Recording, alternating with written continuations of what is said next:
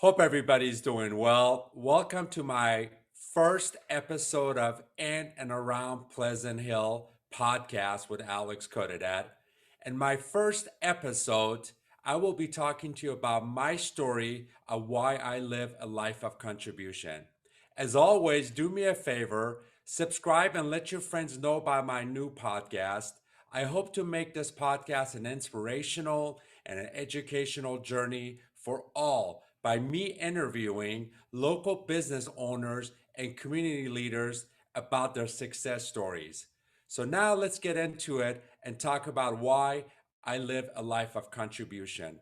So today I want to talk to you about my story. It wasn't always a successful story. I didn't start being in the top 5%, real estate agent in the Bay Area, went through a lot of struggle. So anyways, I came to America when I was 10 years old. I came with my mom to America when I was 10 years old. And, my mom was a nurse back in Iran. And before we left Iran to come to America, as a child, I witnessed the revolution. I witnessed the war. I saw a lot. And because my mom wanted me to have a better opportunity, she brought me to America. But because of her language barrier, she couldn't get a job as a nurse because she was a nurse back home in Iran. She couldn't get a job here as a nurse, and she had to settle and work at a convalescent home. Now, there's nothing wrong with working at a convalescent home, but obviously, when you are someone as a nurse and the pay and everything, it was it puts it impacts you. But anyways, so she came, she started working at a convalescent home, and me, I started to, because I wanted to help my mom, I started helping her at the age of 11. And what I was doing is I was doing door to door selling subscriptions to USA Today. I wanted to make sure I was able to help my mom. And fast forward, this was 1982. Fast forward in 1985, we were able to get our first place. We got a one bedroom apartment actually right here in Pleasant Hill, and and it was so exciting because we had lived in a room for the first 2 3 years. So we got a one bedroom, and obviously I was working, but then by that time I had gone from working at USA Today. That was my first job selling door-to-door subscription. I was working for a company called Oakland Tribune, doing the same thing. So I was able to help my mom, and I never forget. I bought the first TV we brought home. I was able to help my mom with the furniture. Back in 1984. I was making something around $100 a week. That was a lot of money for a child, making, for anybody making that kind of money back then. Typically, you can rent a one bedroom apartment in Pleasant Hill back in 1984, probably for like $500-600 a month. And I was making $400 a month, $100 a week helping my mom. And I never forget that, the excitement when we subscribed for HBO. We got HBO for the first time, and it was such a wonderful feeling. So I was able to help my mom. And then obviously after that, fast forward, I went to college, and my mom, she kept working until I believe it was 1988, 89, and because of carpal tunnel, and she had to go on disability. So in 1989, I graduated from high school, and having an entrepreneur, because my parents, when I was 2 years old, my parents had separated, but my father was an entrepreneur, and I had that in me also too. So the entrepreneurship I got from my dad, and the coming from a life of contribution, I picked that up from my mom. So I had the mix of the entrepreneurship, but also always coming from contribution. So me living in America with my mom, obviously my father wasn't here. He had remarried, and he was living in Iran. I wanted to impress my dad. I wanted my dad to be proud of me. So every time we would talk over the phone, I would tell him, Dad, one day I'm going to become a successful man, and I'm going to make you proud. And what I did is when I graduated, obviously, I put myself through college. I was going to Diablo Valley College for the first 2 years. And I never forget that I went to a DVC and I had our counselor, and I asked the counselor and I said, hey, I like business. I'm an entrepreneur. I want to be in business. What major do you recommend I should be in? And I never forget him. The gentleman said, well, there's many. There's marketing, there's business administration, there's accounting, there's finance, there's a variety of what do you want? I said, I want the most difficult major in business. I want something that is difficult, but I also want something that I'd be able to open a business one day. And he said, well, you can try accounting or you can try finance. I chose accounting. And it's funny because it doesn't even go with my personality, but I did it. I wanted to prove to my dad that, hey, look at me, I'm here, raised myself with my mom pretty much raising me. I want to make him proud. So I went and I got my accounting degree from San Francisco State. And when I finished with my accounting degree, I started a business. We were doing art sales. We were selling artwork and all the different colleges in front of grocery stores, and it was a very successful business that I was running. But I had just finished college, but I still wanted more. I wanted to, I wanted to, go and see what else I can do with my education. I wanted to finish it and put it to the side so I would never have any regrets in my life to say, I wish I would have went to school. I just wanted to get it done because for me, it was always about proving it to my dad. Obviously to my mom because she brought me to America by herself, the struggle that she went through. I wanted to make her proud. She was here with me, but I also wanted to make my father proud. So then I went back. I talked to another counselor at San Francisco State, and I said, what do I do? What's the next level? They said, well, you can go get your MBA. And I said, well, how much is that going to cost me? And they said, well, that'll cost you about $50,000. I said, what else can I do? They said, well, you're an accounting major. You can go get your CPA. And I said, really? I said, how much will that cost me? They said, well, a couple $1,000, but it's a very hard exam. Like only 10, 15, 20% of the people pass the first time. It is harder than the bar exam. And I love challenge. And I said, you know what? I'm going to go for that. And that's what I did. So while I was running my business, I had to obviously, being a CPA, you had to get a job working in public accounting. So my first job, I was able to get a job working as a sales tax auditor for state of California. And that was back in 98, 90, 97, 98. 98, yeah, but 98 or between 97, 98 or 98, 99, I'm not sure exactly when. So I started working there. I was a tax auditor for state of California. Then I became a senior tax auditor. But obviously, it was a government job, and I wanted more than that. I want, remember, I come from entrepreneurship. I wanted to have the education, but I also wanted to be able to, expand and start my own business. So then while I was doing that, I wanted to get my hours, but then obviously the state said, I'm sorry, you cannot get your CPA hours here.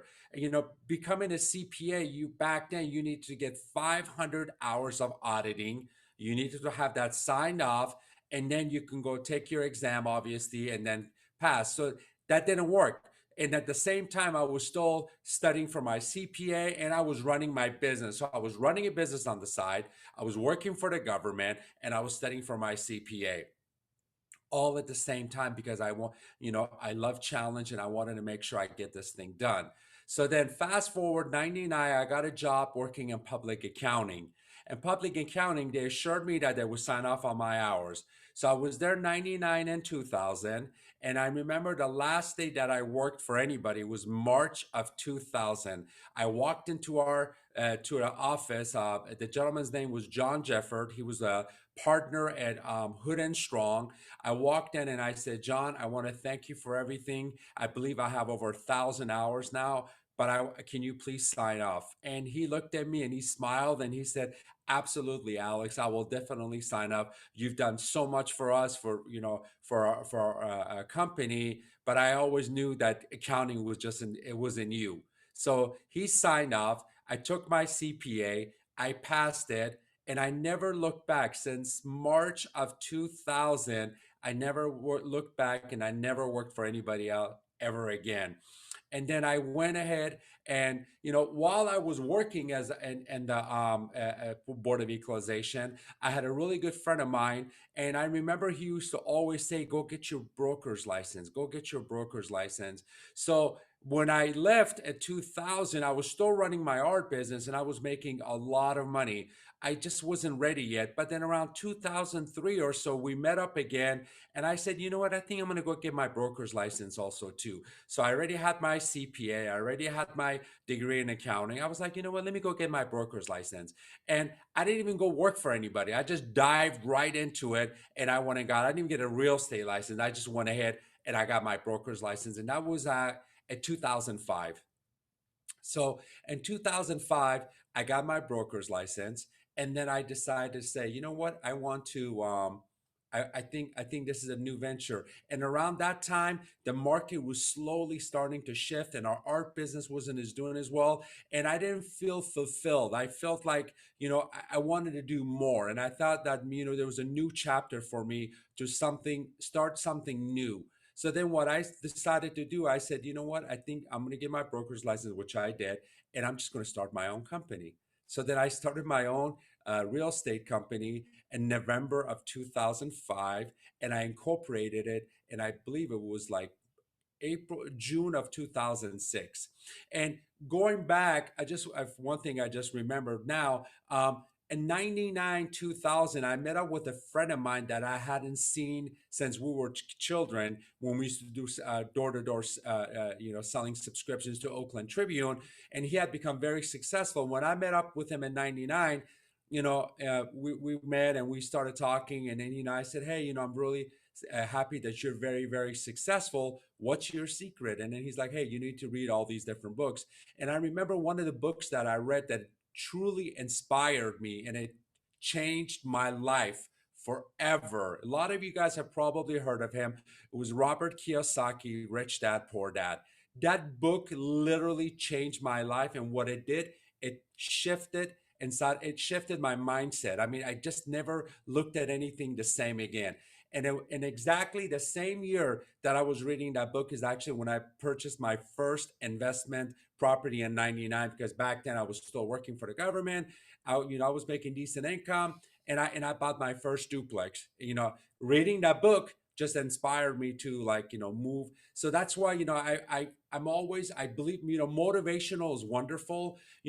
Getting motivated, listening to motivational speaking is wonderful, but I truly believe that there's that moment that something needs to happen, right? You need to just get inspired. I mean, you can get inspired by a child. It could be a positive event that happens to you or a negative event that happens to you, and it just triggers and you get inspired, and your mindset shifts and you never think the same again.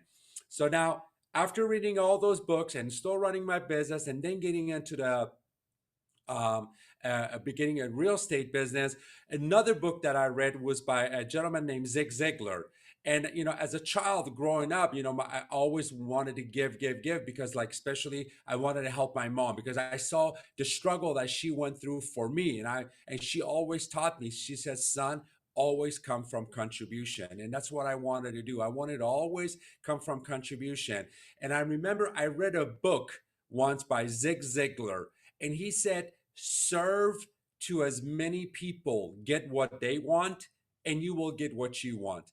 And that was something that I always was doing. I always, even when I was working for the government or if I was working in public accounting, I always try to help my colleagues at work. Anything I can do, I try to always come from contribution. So, and even when I had my art business for years, every year we would donate to Oakland Children Hospital because I was grateful. I was thankful to God that had blessed me, that here I was, came to America with my mom, lived in a room for 3 years, and then in 3 4 years, and then in 85 getting on play. I saw the struggle. I saw what it did to my mom, and it's like it was heartbreaking, but I did my best, and I wanted to make her proud, and I think I accomplished that. So, anyways, in 2005, when I got into the real estate business, the first couple years was really, really good.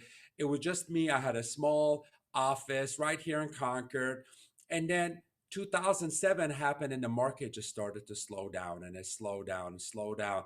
And then around the same time, I remember I was doing an event, and back then we still had pagers. Okay, I remember my pager was vibrating and I couldn't talk because I was doing an event. And when I finished the event, I looked at my phone and I saw a call from my tenant. And that first property that I had purchased, that duplex in Concord, by that time, by 2007, I already had purchased another property. I had rented that out, but one of the units I had given it to my mom so she can live there. And I had moved. So, but the tenant that lived next to my mom, she called me. She said, "Your mom is sick. You need to come. She's in the hospital right now." Back then it was Mount Diablo Hospital. Now it's John Muir Concord. So then I left the meeting. I drove back. I'm thinking, you know what, my mom maybe just got the flu or something, but she's going to be okay.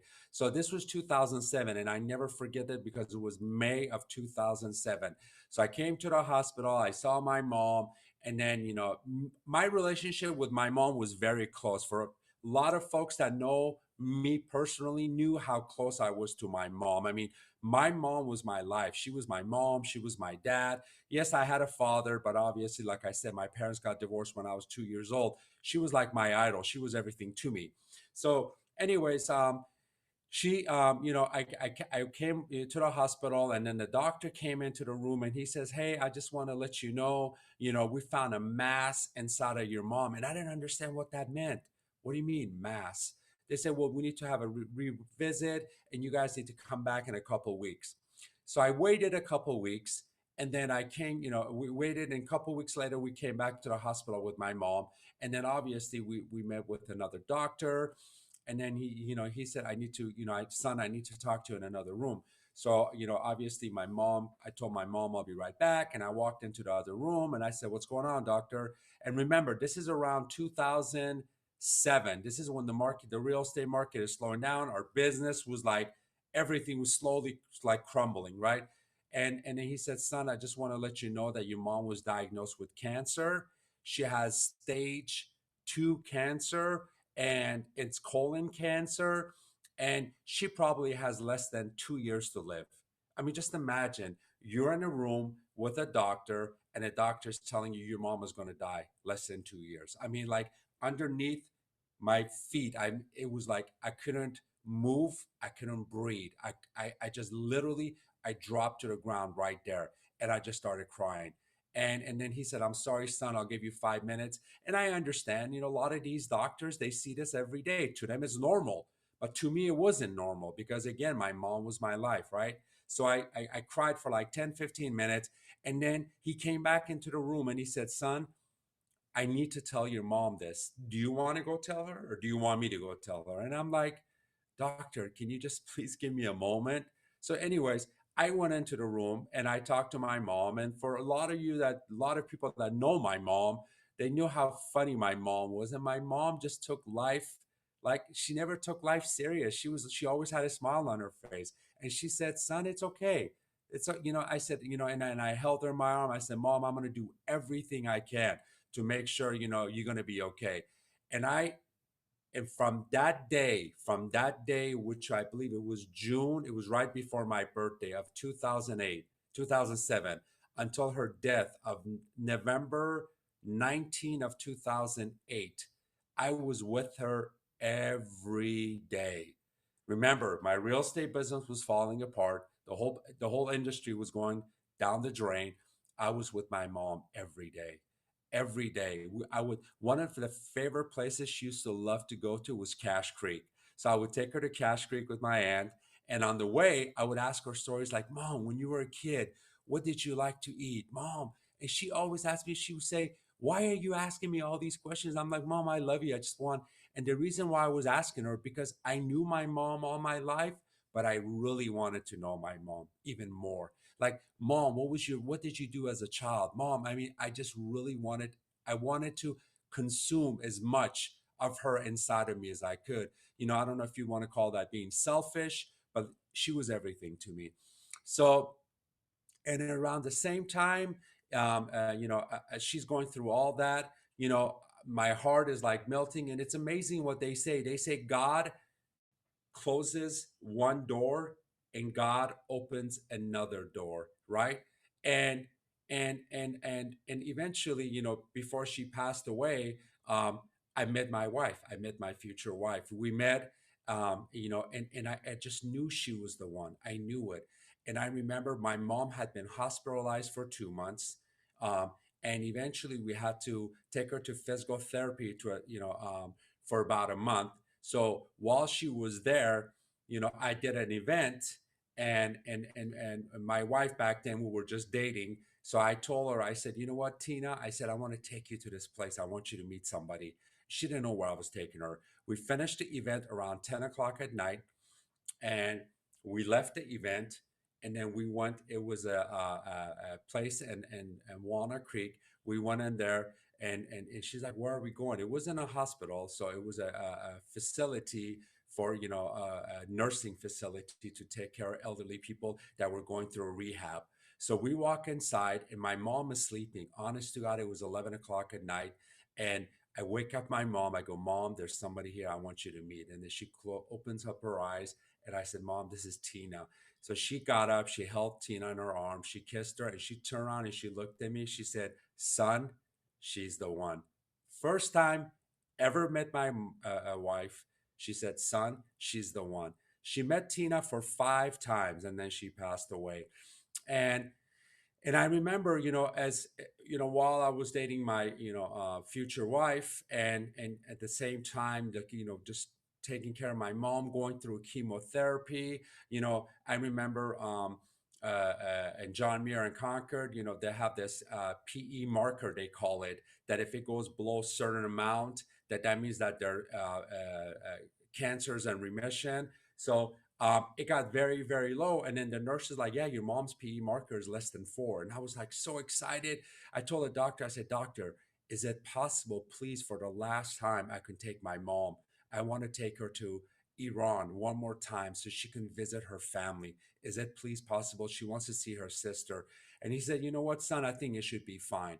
So then I took my mom, we got on a plane, we went back to Iran. She got to see her sister. She was very, very happy. And then there was a very religious holy shrine that she wanted to go to, that she used to take me as a child. It was in Tehran. So while we're going there, on the way there, when we got out of the car, all of a sudden my mom's like, I can't breathe. I can't breathe. So we had to hospitalize my mom for 2 days. She was hospitalized for 2 days in a hospital in Iran. And I remember, because my father, obviously every time I would go back to Iran, I would go see my dad. And my dad knew what's happening. So my dad came to the hospital to visit my mom. Remember, they got divorced when I was 2 years old. And here I am. At that time, I'm in my 30s. So they had already been divorced for over 30 something years. So he came in there, and my mom, she was on oxygen, obviously. And then she saw him. She opened up her eyes and she started crying. She got up, she hugged him, and and then this is something I'll never forget. She looked at my dad and she goes, I still love you very, very much. It was such a sad moment, but but at least she got to see my dad. She got to say goodbye to my aunt, to my, all her family in Iran. And then, while we were there, she was there for 2 days. Obviously, I had to bring her back to America. So then I talked to the doctor. I said, hey, what's going on? And he says, you know what? I'm sorry, son. Her cancer has got to her lungs now. Like, you need to get her back to the US. If you want to bury your mom in America, you need to get her back ASAP. And that's what I did. So we got on the next plane, thank God, and I was able to bring her back. And that, I believe, was May of 2008. and she died 6 months later. She was able to come home for another few more months, and after that, it was, pretty much for the last 3 months or so, pretty much she was in the hospital. So while she was in the hospital, I'm dating my future wife, and and I'm thinking, like, God, I really wanted my mom, to see my engagement and my wedding. I don't really have too many regrets in my life, but that's one thing that, I wish I would have met my wife earlier, but just things just don't, everything is meant to be. So what happened was, my mom, she was in the hospital, and Tina's mom had went to Iran. And I never forget, her mom came back to America, and Tina asked her mom that, Alex's mom is in the hospital, John Muir in Walnut Creek, and she's in coma. Is it possible that you can come by and see her? Tina told her mom. So her mom had just got to the airport. She gets in the car, like her, I think Tina, they come over there. My mom is in ICU. They walk up, they come into the room. They thank God that they allowed it back then. If it was now with coronavirus, there's no way they would have been able to get in there. So they come in there. I don't know what she told me later, but she whispered something in my mom's ear. Tina's my mother-in-law, which I love very, very much. She whispered something in my mom's ear, and the next day they called me. Actually, I was at one of my very, very close friend. Her name is Mitra Espari. I was in their restaurant. She's one of my agents now. But back then she had a restaurant, and I never forget it, because the next day I'm in her restaurant and I'm having lunch, because I would always go there to have lunch. They made the best kubi there. So I'm having lunch, and and I get a phone call, and then, actually her husband, he would always make me this Persian tadik. So he told me, "Hey, come in the back. I got this tadik made for you." So I went in the back, and I'm talking to him, and in my phone, I've noticed I had a missed call, and I pick up the phone and I listen to the message, and they say, "Your mom just passed away." And, again, I dropped and I started crying, and, Mitra and her husband, they helped me, and and I'll never forget that. That's why they're so near and dear to my heart. So then, and then I went to the hospital, and the day before my mom passed away, actually the night before, because of what had happened in 2008 with the market crashing and everything, and me always wanting to come from contribution, I had actually started a TV show on the Persian network, and it aired across the country and around the world, and we had over 40,000 views. And actually the night before, did my first air, and then the next day, my mom passed away. That's why, for some of you, if you ever see the intro of that my show, it was called Secrets of Money. If you ever see the intro, like the beginning intro, you will see me and Tina were wearing actually, no, I'm sorry, she had already passed. That's right, a week later she passed. We're wearing all black. So anyways, my mom passed away, and I started this, a live show that went across the country, around the world, and I was able to help hundreds and hundreds and hundreds of people save their homes.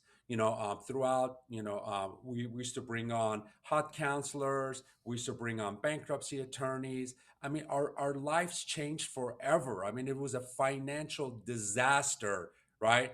So for the next 5 years, that's all I did. So I didn't really focus on my real estate. All I did was just do these seminars and help my community. And and um and then, I never forget, in 2012,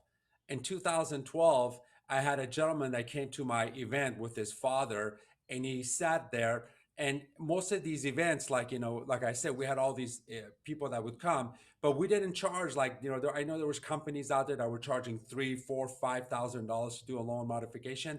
We didn't do that. I wanted to build my name in my community. I wanted to build my name within the Persian community. So we created these events, and then people would come, and I remember, forget, this gentleman's son comes up to me and says, "Why are you doing this? Why are you not charging?" And I said, "Hey, you know what? I want to come from contribution. That's the way I was raised. I just want to give back, because I know it will come back. I know it will." And obviously I had some money on the side that we had been buying and selling houses, so I was able to survive. But But and his father had only 1 week before losing his house. Only 1 week. Within 1 week, his dad was going to lose his house. So his father comes to the office. I sat, I looked at his numbers. I said, look, you need this income. You have to be able to prove this. You need to have a hardship letter. Go see a HUD counselor. And he was able to go. He was able to save his home. And his son came and became my agent. Actually, his son, by him being coming and joining me, is that's when it triggered me to say, you know what, now I think I'm ready to build my team and build my real estate team. So he came on board, and then after that, obviously, I started building my real estate team. And obviously, of course, I was already married. Me and my wife, we got married in 2010. My son was born in 2012, and then I started building my team. And then fast forward, my daughter was born in 2015, and then 2020. That's right, 2020. We had a really, really good year. 2020, we started hearing this word coronavirus, coronavirus, coronavirus, right? And then I'm like, what the heck is this coronavirus, coronavirus? And and I never forget, I was expanding my home in Pleasant Hill, and it was March 17, 2020. The gentleman came in, he signed off on my expansion, and he said, you're the last person we're signing up. As of today, as of tomorrow, we're going into lockdown. So for the next week, I sat, I kept thinking to myself, oh my God, here we go again, repeat of 2008. But this time is not just a financial world that's collapsed. I mean, it's our lives, right? I mean, you got a virus that can kill people. So then I started thinking again. I looked up in the sky and I said, Mom, help me out here. What should I do? And I just kept thinking and thinking and thinking. And then on March 25th, 2020, I sat right here with this same setup behind me, right? Without the 1971. The reason I have that hat up there right now, because this year is my 50th birthday. So I just bought that hat a couple of weeks ago. But yeah. So anyways, so I sat here. I'm like, I'm going to create something. I don't know what to do, but I knew that the real estate, the restaurant businesses were struggling. A lot of them got shut down. I'm like, you know what? I got to come from contribution. What can I do? What can I do? So I sat here and I created a Facebook group called In and Around Pleasant Hill Food to Go Under COVID-19, right? I created the group and I just started sending invites to all my family and friends. I woke up the next day, we had 600 people, right? We had 600 people, and I just kept growing it and growing it. And I'm like, guys, do me a favor, just post on here. And then I started saying, hey, who wants me to come and interview their restaurant? And one of the first people that I actually interviewed was a Thai restaurant right here in Pleasant Hill. She was my client. So, we had just bought her a house a year before. So I wanted to start with helping her out. And then a week later, I get a phone call from Channel 2. They said, hey, we've noticed that, you created this Facebook group and it's wonderful. We want to come interview you. And I'm like, well, that's wonderful. But then I'm like, wait a minute. I really don't think I need the exposure for you to come and interview me in my real estate office. Why don't we go to these folks that really need that exposure? And they go, sure, who do you want to go to? So I started thinking like which restaurants, and I said, you know what, let's go to one of the restaurant that a lot of people know around here is Wise Girl. Let's go there. And then he said, do you have anybody else? I said, I think there's one across the street called Slow Hand Barbecue. So we went out there and they interviewed them, they interviewed me. I woke up the next day. We went from 1,300 people to 2,500 people. And then it just kept going up and up and up. And then when we got to 3,000, that's when I said, you know what, guys, for every 1,000 members that join our group, I'm going to be donating to food bank, because it was so sad. The monument crisis, the food bank, I mean, even now, but it's gotten better than thank God. But when you went out to Monument Crisis right here in Concord, there was a line around. I mean, it was amazing like how long these lines were. And what that proved again, how our lives like this can shift, right? Like this, we can lose everything. Like this, our lives could be upside down. And again, I spent so much time, and to this day I'm still spending so much time interviewing. I've probably interviewed over 125 restaurants in the last year. Okay. And constantly doing gift cards and promotions and all these other things, and bringing our community together. So the whole purpose of that Facebook group um, is to, one, support our local restaurants, but two, bring the community together, because I believe in only coming from contribution and being positive.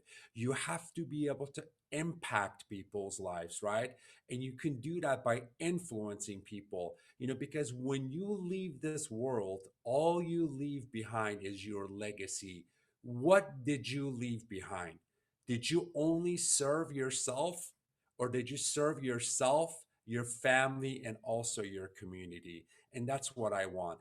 So, and I was honored in December of last year, and before they nominated me with the hometown hero, I never forget. One day, my son came up to me and he said, "Dad," because he would come up to me every day, say, "Hey, Dad, we're at 5,000 people now. I'm so proud of you." And then one day he came up and he's like, "Dad, I am so proud of you for what you've done." He's 8 years old, right? "Dad, I am so proud of you for what you've done. When I grow up, I want to be just like you." And when he told me that, it changed me even more. So then I said, "Thank you, son." I mean, that to me was priceless. That to me, that to me, you can't match that with all the money in the world. That your own son comes to you and says, "Dad, when I grow up, I want to be like you." So then in December of 2020, I was notified that, hey, you've been nominated to win the hometown hero, the Good Neighbor Award, and they nominated me and they awarded me, and it was the greatest feeling in the world. And I'm so grateful to Pleasant Hill Chamber of Commerce for nominating and awarding me with that, and that even inspired me to even want to do more now.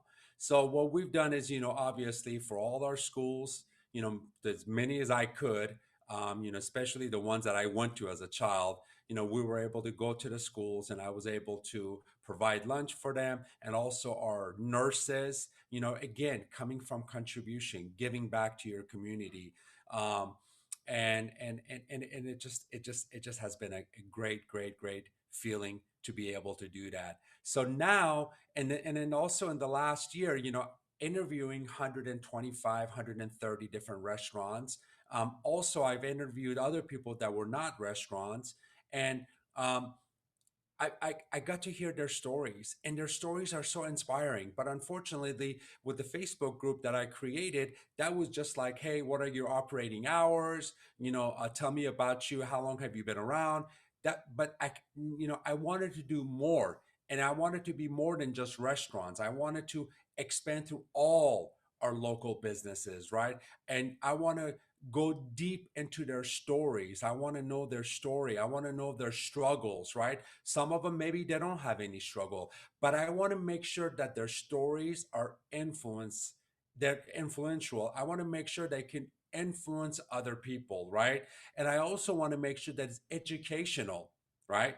Like I'm gonna be interviewing different businesses, and variety of businesses. I'm going to interview restaurants, I'm going to interview lender, I'm going to interview an attorney, I'm going to interview the owner of a mechanic shop, right? I just want everybody to to see these folks, their stories, like, and what they went through, like the struggle, like where did they go what struggle did they go through to get to where they're at now.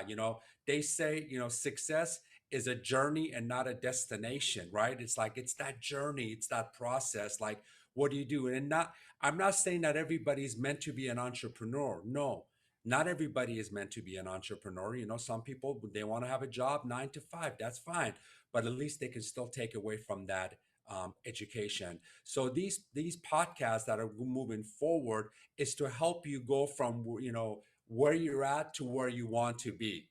Not that you have to go open a business. Let's say you want to buy a house, but you don't know the home buying process. We educate you on that, right? You still hear their inspiring stories, but then you also take away from the educational part of it too. Or let's say you want to buy a business, or let's say you want to, create a living trust, right? I want it to be inspirational. I want, like, again, motivation is very temporary. I want to come from inspiring, and I want these stories to be very, very inspirational. So do me a favor, guys, and moving forward with our episodes, make sure you're listening in and subscribing, and even sharing with someone you think that might benefit from our story, and being able to inspire them also too. I really appreciate you guys. Definitely, if there's any comments, I want to hear your comments. And I appreciate the fact that you've taken the time to listen to my first podcast, and many, many more on the way. Take care. Bye bye.